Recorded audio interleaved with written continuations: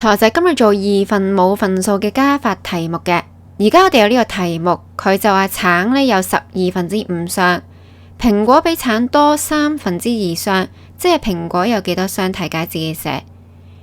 嗱，佢呢度話橙係有12/5雙，嗱呢度呢分開12份，橙係有5份，一雙入邊橙係有12份入邊嘅5份。就叫12/5雙，就係咁多嚟嘅。嗱，跟住蘋果比橙多2/3雙，嗱，即係話而家有另外一雙係蘋果嚟嘅。咁比起橙呢個數量，嗱，而家橙同佢蘋果呢一樣咁多啦。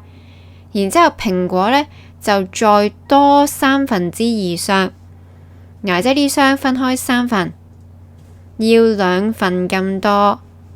就係多咗呢度2/3雙，咁即係蘋果有幾多雙？嗱，蘋果有幾多雙？咁你就將呢度呢，首先個橙咁多12/5，再多2/3雙咯，就係咁樣啦。咁我哋而家呢，就加咗呢個數先，12/5加2/3，咁首先通分母啦，12加3。呢度呢個分母都係呢要變成12，12就係變咗12，冇變過。3×4都係12，咁咪通咗分母咯。嗱，然之後自己呢做分子啦，咁應該係12/5加12/8，咁我哋通咗分母咯。嗱，跟住就唔該呢去加分子咯，5加8，跟住呢個分母呢就照抄翻12。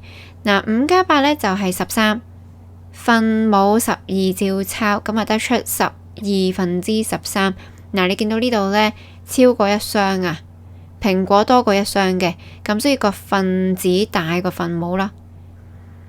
嗱，好啦，跟住我哋要約簡啊，咁樣，但係13同12冇公因數，咁所以呢，我哋就要13除12，分子除分母就1餘數1，咁即係1又12/1雙咯。就係咁樣啦，你都係寫翻個大份數嘅啫。好啦，到呢度咯，而家呢嗰個題目差唔多嘅，佢呢度就話呢，橙有12/5雙，同頭先一樣啊。蘋果比橙多2/3雙，共有水果幾多雙？即係話橙同蘋果要加埋啦。嗱，題解自己寫，首先橙就12/5雙呢度啦，再加埋蘋果，我哋頭先都計咗啦。係橙嘅數量再多2/3雙啊嘛，就係咁樣啦。嗱，其實我哋頭先都計咗答案，咁但係而家我哋當佢3個份數咁計一次先。呢度嘅分母就係12、12同埋3，咁我哋要通分母先啦。